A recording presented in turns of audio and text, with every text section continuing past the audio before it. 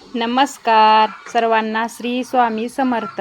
आबांची लाडकी ताई या यूट्यूब चॅनलमध्ये माझ्या ताईंचं, मैत्रिणींचं आणि दादांचं पण खूप खूप असं सारं स्वागत आहे. तर माझ्या व्हिडिओची सुरुवात ना माझ्या श्री स्वामी समर्थ आईच्या दर्शनापासून. आणि इथं मग माझं गाईंचं रुटीन चालू होतं. तर मी व्हिडिओ टाकते ना, आणि तर मला कमेंट येते त्या बघा व्हिडिओमध्ये की ही द्या, तुमचा पत्ता सांगा, तुमचा मोबाईल नंबर द्या, आणि सारखं कमेंट येते त्या. तर म्हणलं त्या कमेंटला आज थोडंसं बोलावं की जे कोणी असतील ना माझे ताई दादा कमेंट करत असतील मला, त्यांना मी एकच सांगू इच्छिते की आता काय झालं आहे, पावसाळ्याचं दिवस चालू झाले आणि तुम्ही व्हिडिओच्या माध्यमातून तर बघतायच आपल्या गोट्यात कसं झालं आहे ते. तर आलं तर मग असं बघता आलं पाहिजे, फिरता आलं पाहिजे. आणि तर माझं तर म्हणणं काय, आपलं शेडचं नियोजन चालू आहे, आणखीन थोडीशी दावण वाढवायची आपल्याला. तर तुम्हाला आणखीन असं आलं तर भेटायला छान बघायला भेटल. गायींची माहिती काय भेटल, माहितीचा काही नाही विषय, पण आणखीन आपलं वाढवायचं नियोजन चालू आहे. आणि तर माझं म्हणणं काय, एक पावसाळा एवढा होस तर तुम्ही थांबा. पावसाळा झाला ना मी तुम्हाला नक्कीच माझा पत्ता सांगेन, तुम्हाला माझा मोबाईल नंबर देईन, तुम्ही नक्कीच मला भेट द्या. आणि खरंच खूप आनंद वाटेल. आणि असं आपल्या सबस्क्रायबर ताई दादा आपल्याला जर भेटायला आले तर किती भारी वाटतं बघा. तुम्ही आपलं कुठंतरी नाव मोठं होतं. तर खरं मला तर खरंच मनापासून खूप छान वाटेल बरं का. तर तुम्हाला ही माझं सांगणं आहे. तर म्हणलं चला आपल्या यूट्यूब फॅमिलीला आज आपण ही थोडंसं सांगूया. आणि माझी ना कामं आवरून झालती, आणि कामं आवरल्यानंतर माझं चालू होतं की घरातला थोडासा व्हिडिओ घेतला होता मी. आणि तर म्हणलं चला, आणि पाऊस पण चालू आहे बघा. पाऊस चालू असल्यामुळं ना बाहेर आता जास्त काय व्हिडिओ घेता येईना, कारण का चिखल झाला आहे भरपूर बाहेर. बघतायच तुम्ही गायींच्या गोट्यात. तर आणि इकडं मग ना ही लिक्विड मी मागवलं होतं, डॉक्टरने मला दिलं की ह्याचा रिझल्ट बघा, दूध वाढतं आहे गायींचं म्हणून. तर मग मी आणलं आणि ती गायींना पिंडीतनं दररोज देते. तर रिझल्ट छान आहे बरं का ह्याचा. दूध वाढलं आहे गायीचं आपल्या, कारण काही गाय आपली कमी दिवसात विली होती, त्यामुळं ती दूध जास्त देत नव्हती. तर चांगलं दूध द्यायला लागली आता आपली गाय. आणि तर म्हणलं कुणाला घ्यायचं असेल तर घेऊ शकता तुम्ही, कुठल्याही मेडिकल स्टोअरमध्ये उपलब्ध आहे बरं का. ही 5 लिटरचं लिक्विड आहे, आणि ह्याची किंमत पण सांगते तुम्हाला, 650 रुपये किंमत आहे. तर ज्याचा फायदा होतो आहे ना, म्हणजे आपल्याला आता ह्या लिक्विडचा फायदा झाला आहे, तर म्हणलं चला आपल्या यूट्यूब फॅमिलीशी ही शेअर करूया. आणि ही जी बॉटल दुसरी दिसती ना तुम्हाला, ही दुसरी बॉटल माझ्या मी जावायला सांगितल्या, तिनं पण मागवली होती. मग डॉक्टरने माझ्यापाशी आणून दिली आणि मग तिला द्यायची होती. तर म्हणलं तोपर्यंत व्हिडिओ काढून घेऊया, म्हणून मी व्हिडिओ काढून घेतला होता. तर म्हणजे खरंच रिझल्ट तर मस्त आहे बरं का, एकदम एक नंबर. कारण का दूध कमी निघत होतं गायला, आणि खायला पण काहीच प्रॉब्लेम नाही. औषध खाते त्या गाई, म्हणजे गोड वास येते त्याची, आणि असं काय नाही की खात नाही ते. आणि इकडं ना माझं मग ड्रॅगन फ्रूटचं रोप आलतं, आणि ती एवढं उंच गेले ना, तर त्याला काठी आता लहान झाली. तर म्हणलं चला काठी बांधून घेऊया ह्याला, म्हणजे ही होईल. वाऱ्यानं असं हालायला लागलं आहे आता. त्याला थोडं मोठी कुंडी पण पाहिजे, आणि काट तर एवढं आहे ना, तर मला काटा मोडला बघा त्याचा. आणि मला तर म्हणजे आता आणखीन असं वर फुटत जातं आहे सारखं, आणि भारी वाटायला लागलं आहे. मी आपलं सहज लावलं होतं, म्हणलं येतं का नाही काय माहिती, येऊ ना तर नाही येऊ म्हणून लावलेलं. तर खरंच एवढं भारी आलं आहे ना, तर म्हणलं दाखवं आपलं व्हिडिओमध्ये ड्रॅगन फ्रूटचं रोप. आणि कोंबड्या बघा एवढ्या त्रास देते ते ना, प्रमाणाच्या बाहेरच.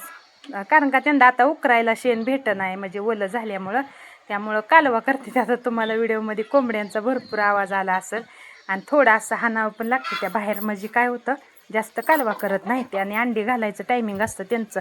तर कोंबड्यांची ना एक 8 ते 10 अंडी निघते ती पण आपल्याला फायदा आहे. आणि शेण उकरते त्या, आणि आपलं इचू काटा काय आला तर त्याच्यापासून पण आपल्या गायींचं संरक्षण होतं.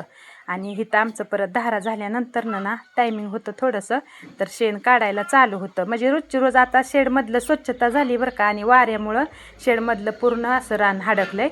आणि इकडं मात्र हाय अजून आपल्या मुक्त गोट्यामध्ये हाय अजून. तर आता त्याच्यावर मुरुमच टाकायचं आहे, उचलणं होई नाही, मग मुरुम पण येणार आहे. तर म्हणलं टाकून घेऊया आपण ह्याच्यावरती मुरुम, म्हणजे ही मुरुम पण असा व्यवस्थित सपई बसल. तर गाईंचं बघा आपल्या कसं निवांत रवंत करायचं चालू आहे. आणि एकदम शांत झाले ते. वैरण खाल्ली 2 पाट्या आणि पेंड खाल्ली की मग असं त्यांचं निवांत रवंत करायचं चालू असतं. आणि तर चला म्हणलं कालच्या व्हिडिओला तर माझ्या एवढं तुम्ही खरंच सपोर्ट केला आहे, आणि खूप छान माझा व्हिडिओ चालला आहे. तर असं सपोर्ट करा आणि असंच पुढं न्या बरं का आपलं आबांच्या लाडक्या ताईचं चॅनल. आणि कमेंट करत जावा मला आणखीन पण. मी कमेंटला रिप्लाय तर तुमच्या लगेच देत असते, मला कमेंट पडलेली दिसली की. आणि विचारत जावा, तुम्हाला मी सांगत जाईन खरंच. आणि एवढा पाऊस होऊ द्या, पाऊस संपू द्या, तोपर्यंत आपलं गोट्याचं पण पूर्ण नियोजन होतं आहे. आणि मग बघायला पण असं छान वाटेल बरं का. तर आता ना आपलं परत 105पर्यंत गेलं दूध दिवसाचं, सकाळचं आणि संध्याकाळचं मिळून 105 लिटर जायला लागलं. तर आता काय झालं आहे, आणखीन एक 2-3 महिने आता ही गाय देणार दूध. 2-3 महिन्यानं दुसरी तोपर्यंत यायला होती, आणि मग आपलं रुटीन चालू होतं आहे. तर कष्ट मात्र भरपूर आहे बरं का. ही तुम्हाला तर बघा समोर वाट जी दिसती ना, ती माझी चालून अशी वाट पडलेली आहे बघा. एवढं चालली मी, आणि चिखलातनं चालायचं, चिखलातनं काम करायचं, एवढा त्रास होतोय ना. पण तुम्हाला मी सांगते ना प्रत्येक व्हिडिओमध्ये की आपली कष्ट करण्याचीच तयारी पाहिजे बरं का. कष्ट करण्याची तयारी जर असेल ना तर मग गायचा व्यवसाय परवडतो. आणि आपली कष्ट करण्याची तयारी जर नसेल ना तर मग आपल्याला नाही बरं का परवडत गायींचा व्यवसाय. आणि काही जरी आलं ना संकट तरी आपल्याला गायींचं काम हे करावंच लागतं. गायींचं काम केल्याशिवाय तर पर्यायच नसतो बघा. 2 टायमिंग सकाळी आणि संध्याकाळी. दुपारी फक्त आपण निवांत असतो, तर त्यातनं बी आपल्याला मग चारा आणायला जायचं असलं तर तिथं पण मग टायमिंग आपल्याला भेटत नाही. आता मला मुरघास केल्यामुळं ना त्यामुळं थोडीशी विश्रांती भेटायला लागली, कारण का मुरघास पुरतोय आता. तरी आता बघू आणखीन एक माझं काय नियोजन आहे की 7 टन 35,000 रुपयाला वैरण भेटते. एक गोटा आहे, त्या गोट्यावर मिस्टर गेलं होतं, तर त्यांनी सांगितलं 35,000ला 7 टन वाळा चारा भेटतोय. तर कमी जर पडलं ना तर मग ती पण आणायचा विचार आहे माझा.